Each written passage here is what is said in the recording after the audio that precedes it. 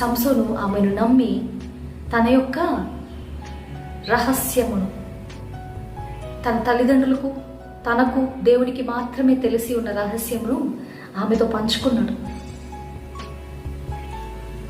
పంచుకున్నప్పుడు వెంటనే ఏం చేసింది, అలా తన ఒడి మీద అతను నిద్రపోతున్నప్పుడు తన బలమునకు కారణమైన ఆ యొక్క వెంట్రుకలను కత్తిరింపజేసింది.